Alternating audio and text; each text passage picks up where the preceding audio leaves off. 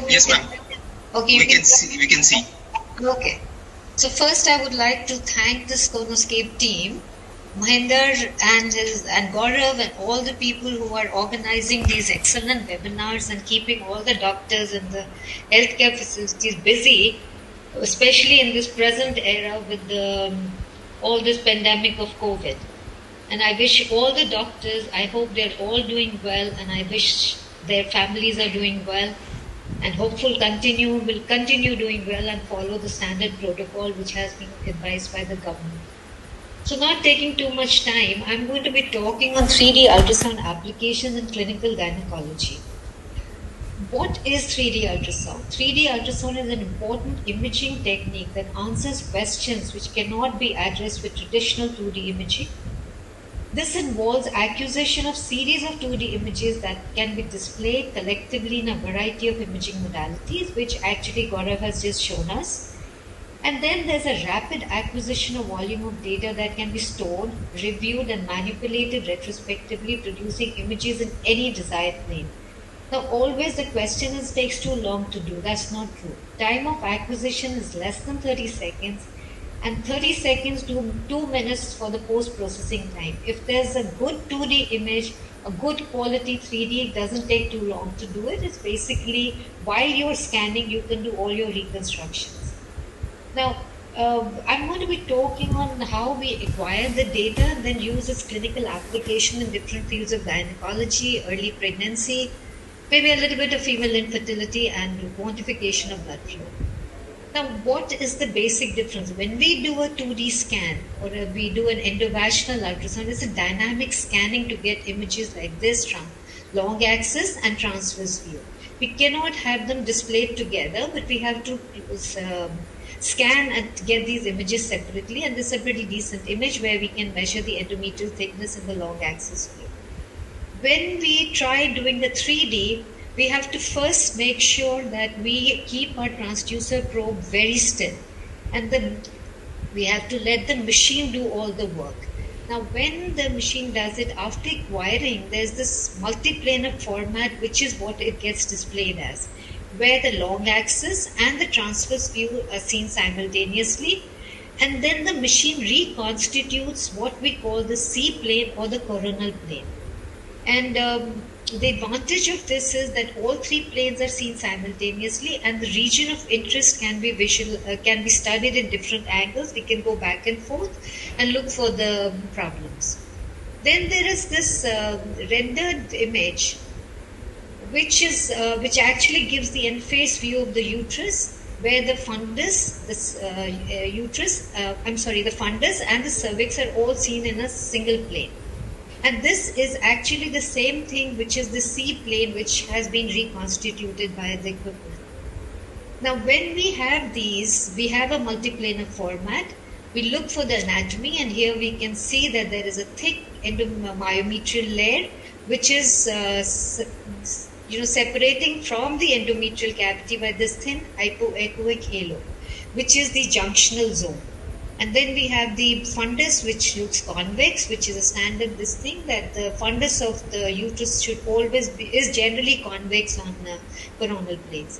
The endometrium is seen as a flat anterior margin, and it has a triangular shape, and we can look for the interstitial segments of the fallopian tube. Again, a normal anatomy of the uterus, but here what we are trying to do is display the junctional zone. And when we are doing the application, we will see what is the usefulness of the junctional zone. So here we can have this junctional zone, which is a hypoechoic halo, and this can be studied in transverse, long axis, and the coronal views, as well as in the rendered images. These are just a different display which Gaurav has just talked about to show the inner, what we are interested in to see the inside of the uterine cavity. And here we have normal uterus, normal myometrial endometrial interface, but here we can see we are losing the myometrial endometrial interface in a patient with adenomyosis. Now then there are these inversion images, a normal looking uterus, and here we can see a partial septate. Now, inversion may not be very useful in the uterine anomalies, but in the uterine lesions, but it's very useful when we are looking at the ovaries, especially in an ovary like this, which is very classically showing so many follicles and is most likely a polycystic ovary. Then the other advancement which has come up is in these volume contrast imaging. This is a very simple evaluation. You have the sagittal plane visualized in A plane, and here it improves the contrast resolution and decreases the artifacts within the tissues. It can be seen in any plane. We can have a plane where we can have the simultaneous visualization of the sagittal and the coronal plane at the same time. And then the modification of this omni view is that we can, generally speaking, endometrium may not be a straight line or a convex. It may sometimes be very complex. So that's when this omni view comes into, which is very important. And all machines have their own ways. You can trace these lines. You can draw poly lines. You can have a curve. And then we can demonstrate all this and get an answer to what we are looking for. And here we can see that it's a septate uterus, and what we were trying to also show is the anterior fundal contour. This was actually a study which was done by people when they were trying to evaluate the Mullerian duct anomalies, and they found that the coronal plane or the rendered image is the best view. But they also said that the VCI-C plane, which is I just showed you, where we draw the line through the endometrium and we have a simultaneous display of the coronal section. A very easy way to do it. Then the other modification is like tomographic multi-slice imaging, which is nothing but like a CT scan. Here we can change the thickness of the cuts. We can do it in any plane, whether sagittal, coronal, or transverse views. We can increase the number of slices or decrease the slices. And here we can see there's a large transmural fibroid, and which is actually indenting the endometrial cavity and is displacing the interstitial segment out. And here there's a small polyp in a patient who just came for a routine checkup and wanted to conceive. Now with these images, when the OBGYN see, they can themselves decide what would be the management in such patients. When we all know, when we inject saline into the endometrial cavity, these are much better seen, as we can see here in the coronal plane, a nice looking endometrium, and this is a sagittal and transverse views. Now here's another patient which has fluid, which we had to put in fluid, and look at this focal thickening. And this was vascular and color flow, and this turned out to be endometrial malignancy. A volume assessment is more accurate on 3D, and it has an error margin of only 5% as compared to 2D volume. This, Gaurav again has talked, and this is actually a beautiful modality because it's a software program designed to provide automatic volume calculations of fluid-filled areas. And it identifies each and every follicle. It gives a specific color, and it measures them in all these axes, X, Y, Z, gives the mean diameter, gives the volume. So it is very, very advantageous, especially when the number of follicles are more than 10. And in patients with who are for artificial assisted reproductions. So there, this plays a very important role, and I'll show you later when we come to that. Now, when we see the uterus like this, which is a fundus, is convex fundus, anterior margin of the endometrium flat, we know that it's a normal uterus, and its 3D coronal plane is very, very specific to say it's a normal uterus. So this plays a very important role when we are trying to evaluate the uterus. We look for the uterine shape abnormalities, and we'll go through all these as we go along. Now, the most people who present to us for who have to be worked up for these Mullerian duct anomalies are these recurrent pregnancy losses, implantation failure, and infertility. Even I'm putting infertility here because these are the patients, even though we know that MDA does not prevent conception, but still I'm putting it here because most of the time we get a lot of people for infertility in this particular group to look for the Mullerian anomalies. And we also know that the prevalence is much higher in women who have history of recurrent miscarriages. Depending on the degree of the anatomical distortion, they are associated with adverse reproductive outcomes. As we can see here, these are two septate uterus, and the risk of spontaneous abortion in first trimester for septate uterus is very high, as compared to bicorporal uterus, where the cervical incompetence is the major problem, and they generally we start after 12 weeks of pregnancy. We start looking for the cervix and we evaluate them more frequently because of the risk of cervical incompetence. Hemiuterus again has a very high spontaneous abortion risk, but they also have a high risk for ectopic pregnancy. And if there is, we have a unicornual small uterus, but it also has rudimentary horn, then they can get a pregnancy in this horn, and this is actually like a medical emergency because if not picked up, the uterus can rupture. They are also associated with multiple renal anomalies. So whenever we pick up any MDA, we should look for the kidney problems. As we can see here, this is a hemiuterus, and this patient had a single 3D ultrasound in gynec. They have a higher association with skeletal abnormalities, cardiac anomalies, and because there's retrograde blood flow into the pouch of Douglas, they can also give problems like endometriosis. 8 बजे start हुआ ये. Now, it's important to recognize them and classify them because now the surgical management has really improved. So, if we can give a good diagnosis, the management for that particular patient is very good. It improves the reproductive outcome. It minimizes complications such as endometriosis and infertility, and it prevents unnecessary and inadequate surgeries. Now, so far we have been using this classification, which is by American Reproductive Society of Medicine, and we have all these classifications which we go through. But the present, this thing has been changed because there are certain problems in this ARSM classification which has been taken care by this group, which is the European Society of Human Reproduction and Embryology. So they have taken this and they have classified into different categories. And one of the major advantages is that the class 0, the normal uterus, was not as a part of the AFS classification. Now here, when we see this, we see a normal fundal contour, which is convex. The endometrial cavity or the interosteal line is generally straight or may be slightly curved. We look for the two interstitial segments of the fallopian tube and the endometrium, which is triangular, and sometimes there may be a mild indentation at the fundal midline, which is less than 50% of the wall thickness. Because one of the other advantages of the SG classification is that each woman has a uterus with different myometrial thickness. So when we measure all these measurements, which are used for AFS classification, are a problematic ones. Indentation along the anterior endometrium. These are three different patients, and there's an indentation which we can see on the endometrial cavity, and this is less than 50% uterine wall thickness at the fundal midline. Now, if we use this classification, this is normal.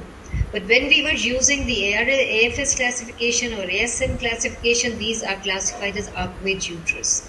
Now here the indentation is less than 10 millimeters and the indented inner endometrial contour angle, which we can measure, is more than 90 degrees. The class 1 is the dysmorphic uterus, and now here what happens is there's a narrow endometrial cavity, and is because of the increased thickness of the lateral myometrium. And the fundal contour is again convex, and but here the length of the uterine corpus to cervix is 2/3 to 1/3. This was actually earlier picked up when it was used to be due to the iatrogenic. There was a drug which was being used, and that's not being used anymore. But this type of uterine cavity can still be seen in acquired conditions like intrauterine adhesions, tuberculosis, or adenomyosis. When we are trying to diagnose them, I'm showing this because it's important. It's the coronal plane which is going to diagnose this T-shaped uterus, and when we come further, please. So one of them is the lateral indentation angle, which is formed by, we drop an angle between the cornua and the internal os, and we divide this as the angle which we are looking for. This should be less than 130 degrees. Then we measure the width from this line, which is drawn again the same angle where we draw this line, and this distance should be more than 7 millimeters. And this T angle, which is formed by the anterior margin of the endometrium and the lateral margin of the endometrium, and this angle should be less than 40 degrees when we are trying to diagnose this T-shaped uterus. Now, these are multiple images of the septate uterus. Septate uterus are the most common presentations which we have. They actually account for almost like 50% of the Mullerian duct anomalies. Now, here what happens is there is, during embryological development, there is there is this internal indentation, or the septum fails to fuse. So when the septum fails to fuse and it ends above the level of internal os, it's the partial type. When the septum goes all the way into the cervical canal, and sometimes it may even go and involve the vaginal canal, that's the type 2, that's the complete septate uterus. When we diagnose these, we can do it on 2D also, where we can see these two separate endometrial cavities, but the probability of missing is quite high. When we do the 3D, we can see the anterior fundal contour. We can look up for the fundal contour, which is generally convex or may show mild indentation. And then there are two endometrial cavities which are separated by the septum. And there are two interstitial segments of the fallopian tubes. From the ARASIM classification, there was multiple measurements which one had to do. One was the internal indentation, which was more than 10 millimeters. Apex is the distance which is above the intercornual line to the fundus of the uterus. We used to look for fundal indentation, intercornual distance, which is less than 4 centimeter, and indented inner endometrial contour angle, which is less than 90 degrees. But in the Esri classification, the only thing which is used is the thickness, the mean thickness of the anterior and posterior uterine wall, and the septum is 50% of the uterine wall thickness. And it's much easier actually to use this classification as compared to AFS classification. Now, ISWAT recommendation is that indentation depth should be more than 10 millimeters. Now, these are three different uterine cavities. And here the length of the cavity is pretty decent. So this particular patient probably has a lesser, has a better prognostic indicator for carrying the pregnancy to, whereas compared to these two, where there may be a probability of missed abortions much higher. Now we can also look for the vascularity, and if the septum is vascular, there is a there's more problems of implantation.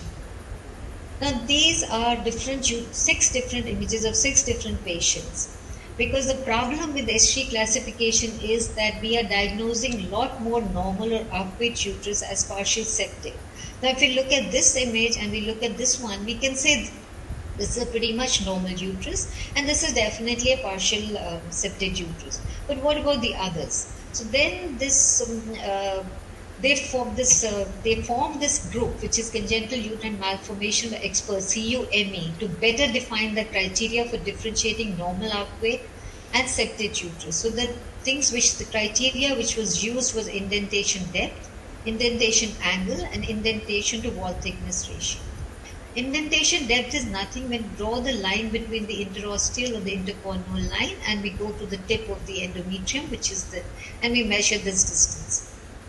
External cleft is the distance above the intercornual line to the fundal cleft, and the wall thickness is the mean of the anterior and posterior walls. We can measure it in the sagittal plane, and we can also measure it in the coronal plane. This is this distance above the intercornual line to the fundus of the uterus.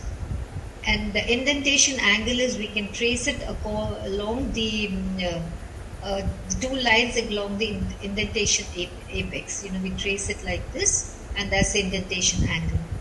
Now, according to, for recommendation to diagnose septate uterus by CUME definition is when there's an indentation depth which is more than 10 millimeters, angle is less than 140 degrees, the ratio of indentation depth and wall thickness ratio is more than 110 degrees. And this was the best cutoffs which have been taken for. When, according to this group of people, they use indentation to wall thickness ratio, which is more than 50%. ASRM classification, they use indentation depth, which is more than 50 millimeters, and the indentation angle, which is less than 90 degrees. That ISWAB recommendation is to use the indentation depth, which is more than 10 millimeters. When we are doing the normal or arcuate uterus, the recommendation is to use the indentation depth, which is less than 10 millimeters, and the angle, which is this, which is more than 90 degrees. Now, bicorporal uterus includes the bicornuate uterus and the uterine diadelphus, which was classified from the earlier classification of American Society of Reproduction. Now, here what happens is a fusion defect during embryological. It fails to fuse, and there's an external indentation which is more than the uterine wall thickness, which is more than 50% of the uterine wall thickness. And then there's an inner indentation which divides the endometrial cavity into two, so that there are two uterine cavities, each having its own myometrium and the endometrium. This can be further actually classified into partial, where there are, you can see the external indentation, you see the internal indentation, two cavities, and then there's a common cavity here, which is a partial type. The complete type, there's complete two separate uterine cavities, and they're completely separate. Then there's this third type, which is the bicorporal septate uterus, where you have the wall thickness which is more than 150% of the this indentation. Then there's this hemiuterus, which is a single endometrial cavity, and there's a single interstitial segment of the fallopian tube. But these are also associated with the rudimentary horn, which is the 4 type A, and the endometrium may be functional in this case, as we can see here. Then there's a type 4B. There is again a small hemiuterus, which is associated with the rudimentary horn. And if you compare the endometrium here, which looks pretty normal as compared to here thin, and we can barely make out. Then it could also have an absent contralateral horn. Now, this is a patient who persistently gets severe pain during her menstrual cycle. It's actually a complete septate uterus, and there's this fluid collection. This collection has actually been drained 2 or 3 times, and every time she comes back with severe pain with so much collection. And this is another patient who has uterine diadelphus, where the right horn looks pretty much clean, and here you have the fluid collection, which is going all the way into the endometrial cavity. So again, 3D plays an important role to diagnose this. There was this study which I looked into to see the difference in the sensitivity and specificity by 3D ultrasound and MRI. And it is, if you look at it, it's almost the same. It's about 98 to 100% for 3D ultrasound and MRI. So 3D endovaginal ultrasound is the primary modality of choice when we are looking or diagnosing these Müllerian anomalies.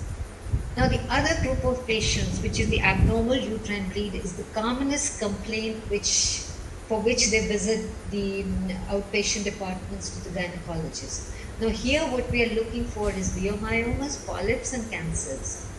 Now, it's 2D ultrasound does pick up leiomyomas all the time, but 3D ultrasound is used to map the exact location of the fibroids in relation to the endometrial cavity and the surrounding structures. And this is important because the type of surgery depends on what kind of fibroid it is. And also it is useful in monitoring the reduction in size of the fibroids in patients who take these GnRH analogs. And also these days they are using uterine artery embolization to treat them. So it's very useful in follow-up of these patients. Now here's the image, and this is a sagittal, this is a diagrammatic image, and this is a sagittal plane, and you can see these different fibroids which are classified according to the FIGO, which is Federation of Indian International Gynecologists and Obstetricians. Sorry. So it's not that you can't pick it up on 2D, but it's a cumbersome procedure to look for all these and classify them according to this. And one should classify them because that's the management varies depending on what kind of fibroid it is. And so here you have an example that this looks as a large transmural fibroid which looks as if it's indenting the endometrial cavity. But if you look at these multiplanar format, this is actually just showing a mass impression and not just being in contact. And there's another submucous fibroid which is growing into it. The other advantage of this 3D this thing is that we can actually measure the myometrial thickness on the outsides, which makes a difference again in the management point of view. And we can then add, to complete our study or complete report, we can add right, left, we can add the anterior, posterior walls, and give the size of the fibroids. And if there are multiple, then we can always write down that, okay, the dominant ones are measured. So the importance of 3D is we have these 4 different images of submucous fibroids, which are nothing but those which are going into the endometrial cavity. So what we are trying to do is to tell them which are the intracavity, those which are completely within the endometrial cavity, those which are involving more than 50% are growing into the endometrial cavity, and those involving less than 50% of the cavity. Then if they're intramural, what they're interested to know is like this here, it's in contact, but this particular patient also shows another one which is like a submucous component to it. Now here's a completely intramural, also seen here is a partial separate uterus.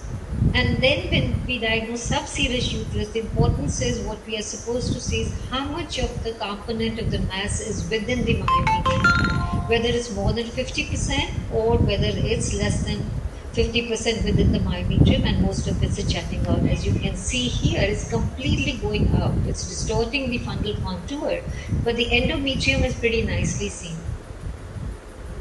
So the differentiation with submucous myomas, they're generally hypoechoic. They have a texture which is similar to myometrium. Generally, they do not show any vascularity, and these have to be differentiated from the endometrial polyps, which are generally echogenic. They have a texture similar to endometrium, and the color flow may show a vascular pedicle.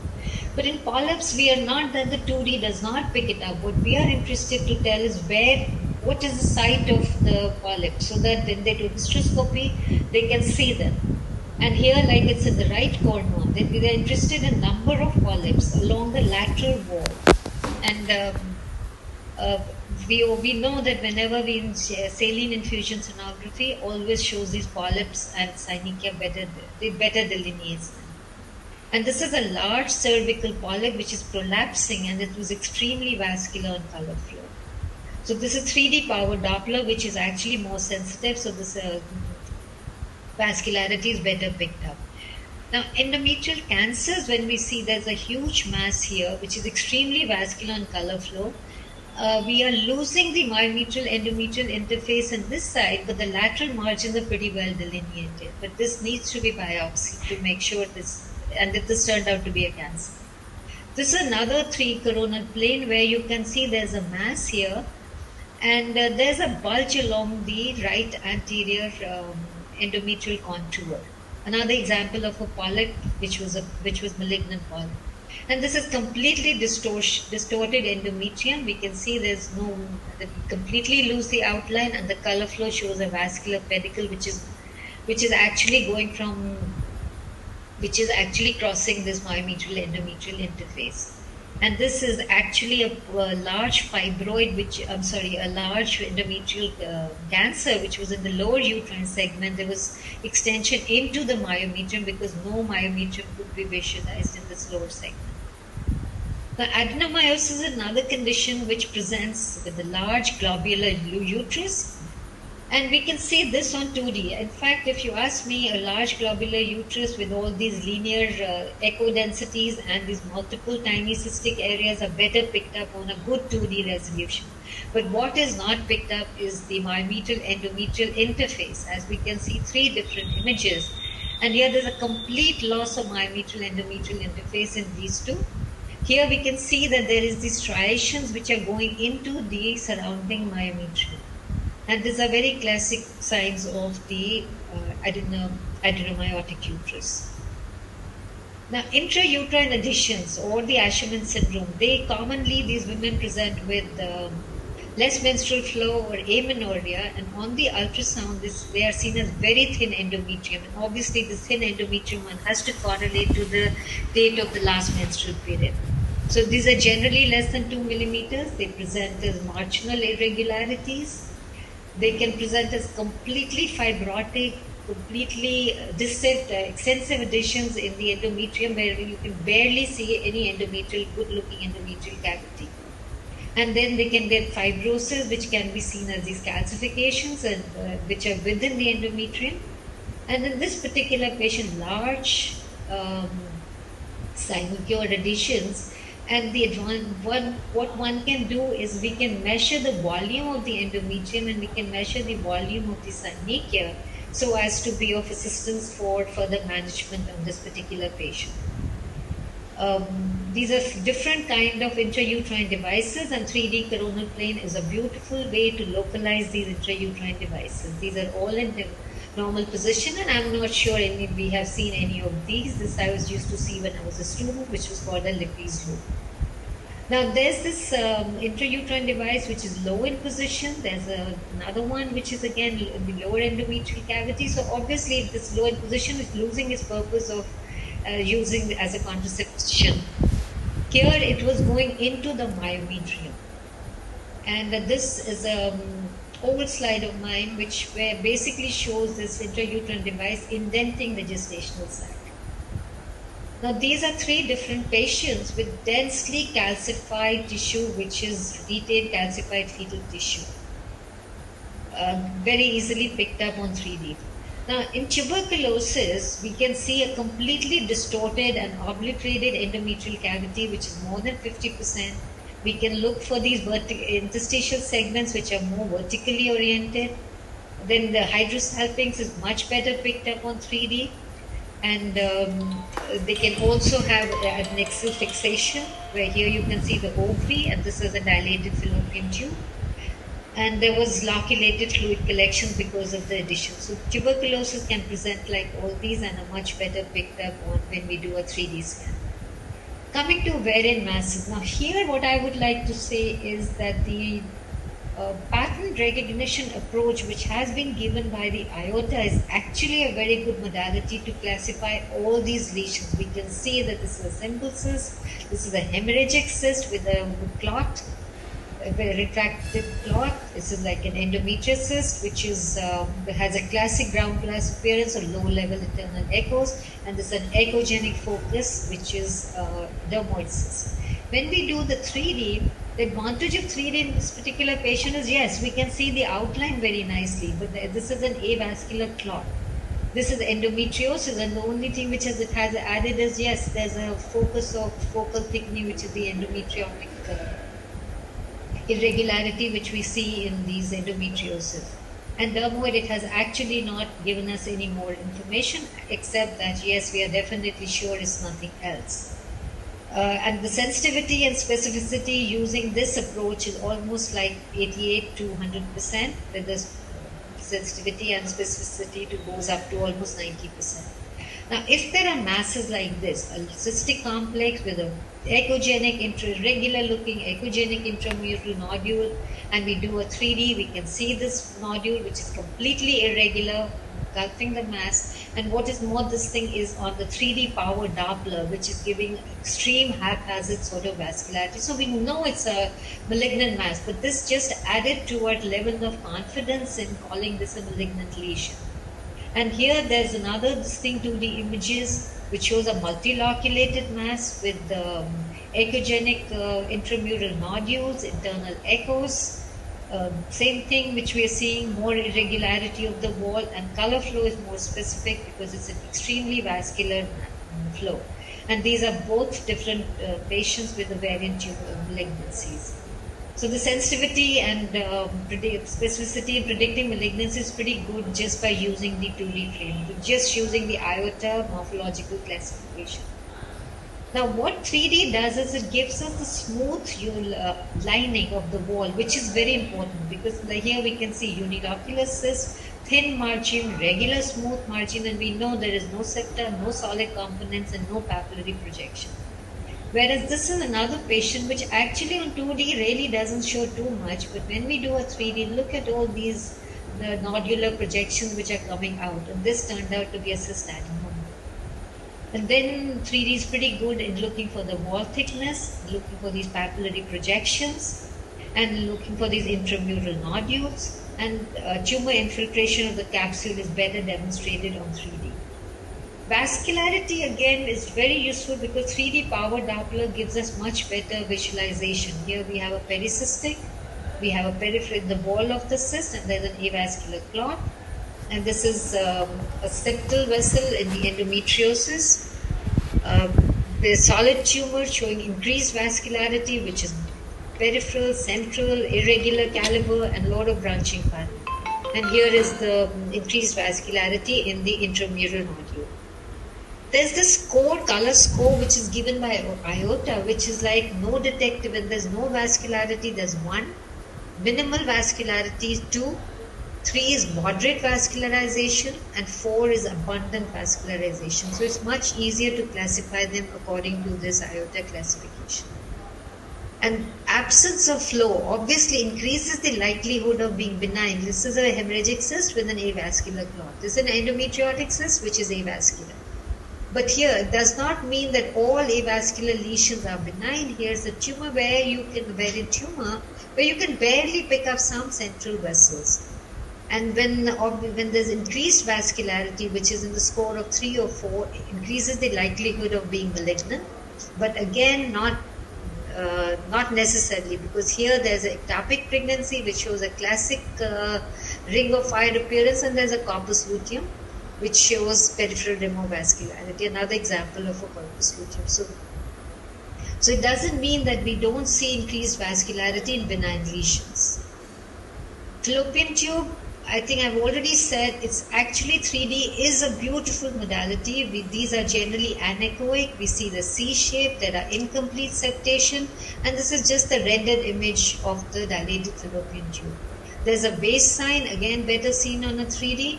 There are these cogwheel sign and the beads on a string sign. All these signs are better seen on a 3D. We can also look for the interstitial segments of fallopian tubes. These are normal. Here we see a thickened interstitial segments. Here actually we see one, but the other one is completely not visualized. It appears to be pretty rounded. Now this I've already shown, but look at the way it's been stretched out over this large transmural phyproid. And this is the vertical orientation of these interstitial segments, which is actually seen in tuberculosis. Now, we've done all this. Now, we would like to talk a little bit of 3D ultrasound and reproductive medicine. Now, wherein volume calculations are more accurate, then cumulus can be demonstrated when we are doing a follicle. When we do a 3D, we can see these cystic areas. It may be a solitary cyst, or it may be multiple small tiny cysts which are seen in the periphery, and it should be seen in all 3 planes on a 3D to call it a cumulus. And then we can have these facilities detailed follicle count. As we can see here, there are at least 5 or 6, and it's much easier. Just take a volume and the machine itself gives you all the number and the sizes. Vascularity is much better picked up 3D power Doppler, and what we are trying to do is grade the vascularity from 25% to grade 4, which is more than 75%. Now the advantage is when it's more than 50%, it indicates a better oocyte retrieval rate, number of mature oocytes to be recovered, and there's a better fertilization rate. Polycystic ovaries we know are all large volume ovaries. The number of follicles earlier used to be 12, but the recent one is about 25, and it's the endovaginal ultrasound which is to diagnose them. Now here the inversion mode actually helps so beautifully. You can see here, you can't see too many central follicles, but when you do this inversion mode, you pick up multiple central follicles. Stromal vascularity, which is increased, and this increased stromal vascularity may be one of the reasons why these ovaries go into hyperstimulation. Now there are 2 key areas where ultrasound can be used, and this is very useful when we are looking for patient-assisted reproductive technology. Now one is to predict the response to ovarian stimulation, which is the ovarian reserve, and the other is to see the chances of successful implantation of an embryo, which is endometrial receptivity. And obviously both these are good, but after ART there is a probability of seeing these multiple gestational sacs. Now, what is ovarian reserve? It's defined by the size and quality of the remaining ovarian follicular pool at any given time, and reflects the fertility potential of a woman. So an accurate assessment of ovarian reserve is very important before commencing ART to individualize and improve the patient treatment.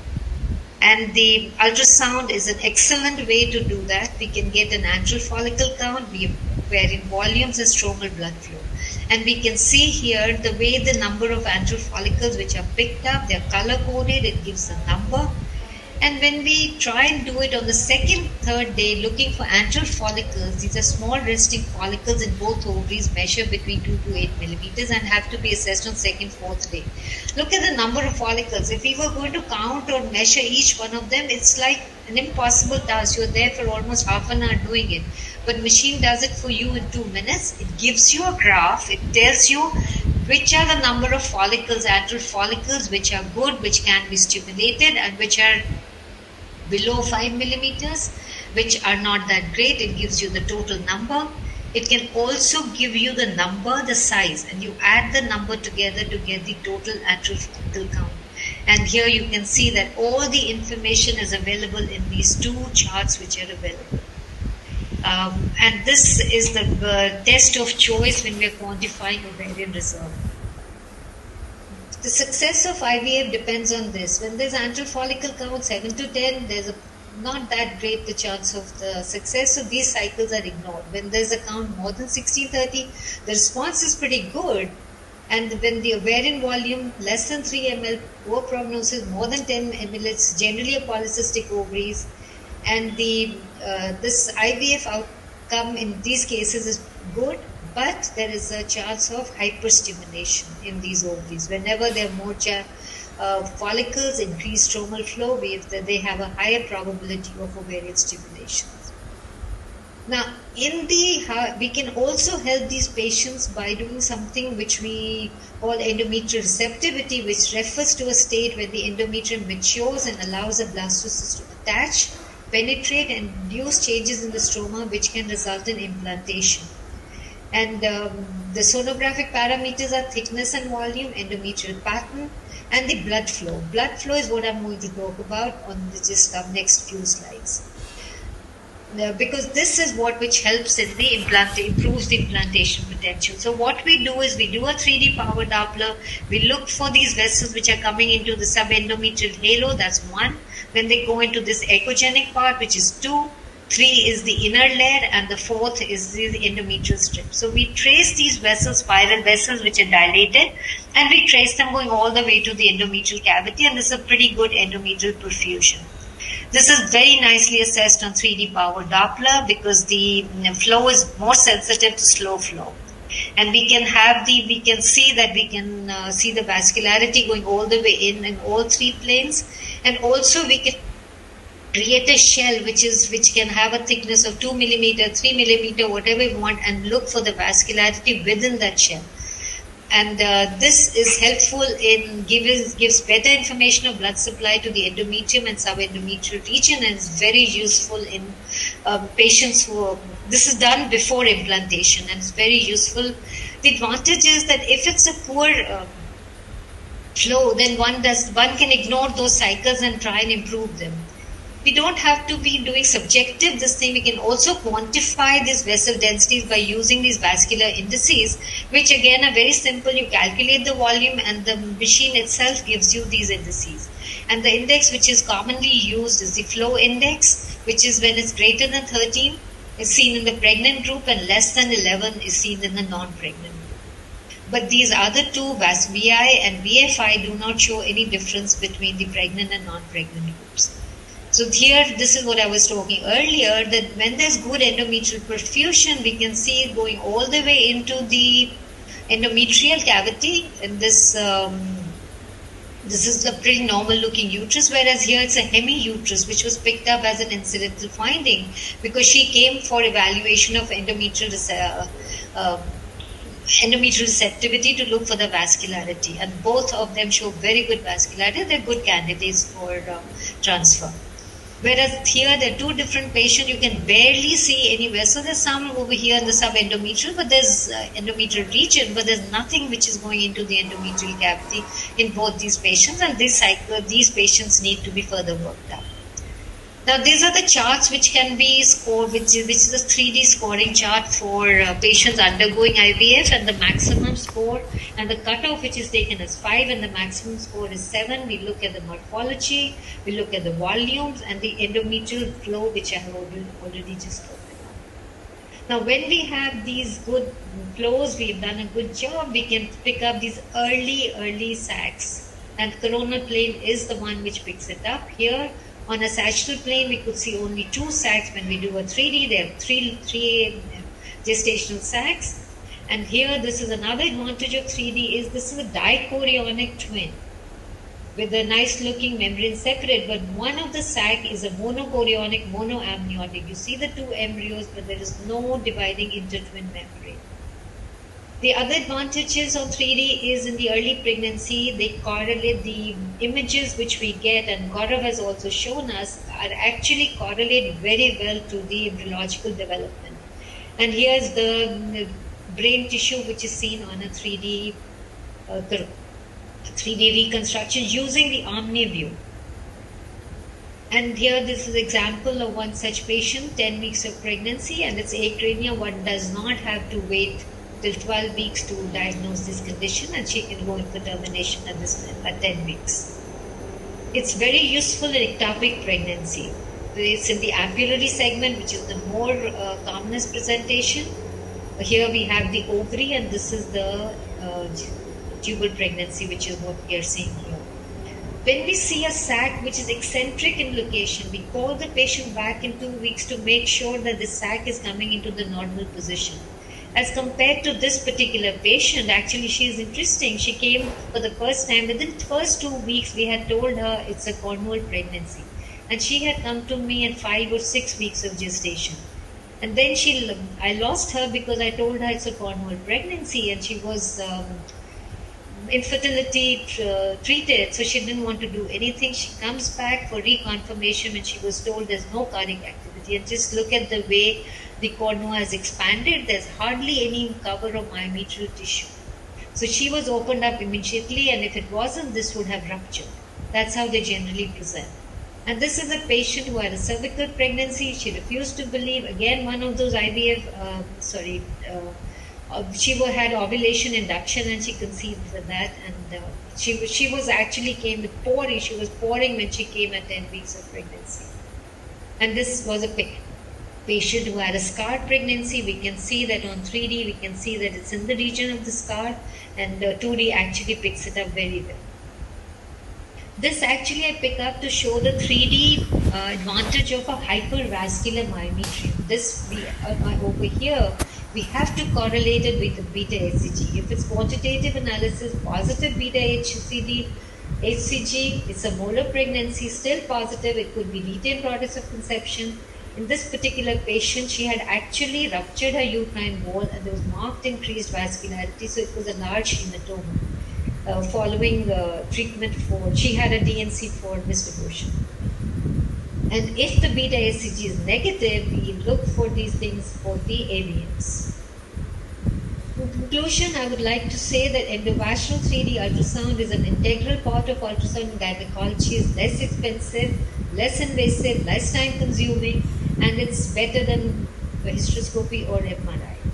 Additional information available on 3D has an impact on clinical decision making and in management, and I always say that if a radiologist recommends additional imaging after doing whatever you have, please use it, and if it still doesn't give you the answer, that's when we have to consider doing the MRI, which is a problem solving plan. Thank you so much for your kind attention. Thank you. Thank you so much, ma'am. I think it was a very nice presentation, and we get an overwhelming response. People not only from India, basically, people have joined from outside India also. There were 1,000+ people who actually watched this. I was just going through the comments. There were really good comments that the topic was really good and very nice presentation. And there are a few questions also which are there, ma'am. If you allow, I'll ask a few, and then you can answer them. Sure. Okay. And the first question is, hemiuterus and unicorn uterus are same or different? No, they are the same. Unicornuate uterus was the word which was used by the ARSM classification, but because we are moving into the newer classification, which is by ESHRE, they call it a heavy uterus. It's the same thing. Okay. I'll go to the next one. How to differentiate between a bicolus uterus and uterus Delphi? The uterine diadelphus and the bicornuate uterus actually is in the older classification. We look for the in the present classification we call this bicorporal uterus. So anytime we are looking for these, we look for the fundal contour of the uterus. Now, if it shows an indentation and the indentation onto the endometrial cavity is going below that, that's when we call it a bicorporal uterus. Or a bicornuate, we have at some point it unites to form a single cavity, where it is uterine diadelphus, they're completely two separate uterine cavities, and both these cases they have their own myometrium and the endometrium. So basic thing on a 3D is to look for the fundal contour, which is what is going to answer us when we are trying to differentiate between bicorporal or septate uterus also. Septate uterus will give a normal convex fundal contour, whereas bicornuate or bicorporal uterus will give an indentation along the fundal margin. Okay, I'll go to the next one, last one. There are many more, but I'll just finish up because of the time constraint. What should the scale when we are doing color Doppler of ovarian mass? The ovarian mass is like I showed you. I mean, I use IOTA classification, which basically tells us score 1 to 4, 1 which is no vascularity, and 2 mild, and 3 and 4 are the hypervascularity. So I go with the IOTA scoring and I use a 3D power Doppler because it gives me more vascular information. Is that what you were trying to ask? I'm sorry, whoever asked that question. Yes, ma'am. This was the question which was there, ma'am. There are many more, but I think we'll conclude. Maybe I'll send you the questions later, then you can reply and I can send them on the emails. Thank you so much, ma'am, for your time, to take out time for this webinar. It was a really nice presentation. I think we can conclude here. Thank you. Last words from you. Thank you. Thank you so much, ma'am. Thank you so much.